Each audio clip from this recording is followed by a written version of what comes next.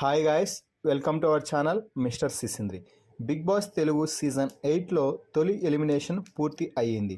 తొలి ఎలిమినేషన్లో భాగంగా Bezawada Bebakka Bigg Boss house నుంచి ఎలిమినేట్ అయ్యింది. తొలి వారం విష్ణుప్రియ, సోనియా, పృథ్వీ, భాష, మణికంఠ, బేబక్క ఎలిమినేషన్ కోసం నామినేట్ అవ్వగా చివరికి వీరిలో నుండి బెజవాడ బేబక్క ఎలిమినేట్ అయ్యింది. ఎలిమినేషన్ ప్రకటించిన తర్వాత హౌస్లో ఉన్న వారితో మాట్లాడి చాలా హ్యాపీగా బిగ్ బాస్ హౌస్ నుంచి బయటకు వచ్చేసింది. బిగ్ బాస్ హౌస్ నుంచి బయటకు రాగానే నాగార్జున బేబక్కకి గ్రాండ్ వెల్కమ్ చెప్పాడు.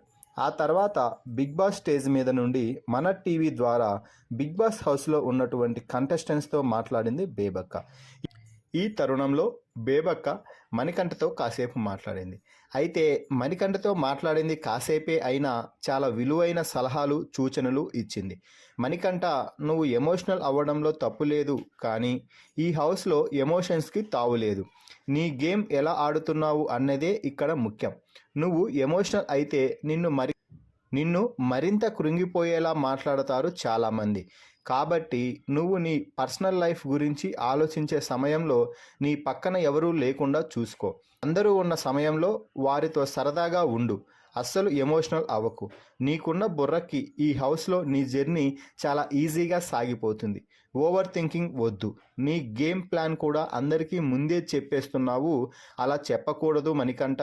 నీ గేమ్ ప్లాన్ నీకు తెలిస్తే సరిపోతుంది.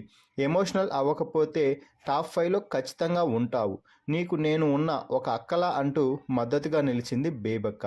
దీనితో మణికంఠ బేబక్కకి థ్యాంక్స్ చెప్తూ మిమ్మల్ని ఎప్పటికీ మర్చిపోలేనక్క అంటూ చెప్పాడు.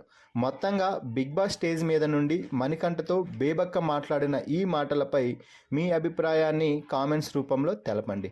Please subscribe our channel mister సిసింద్రి.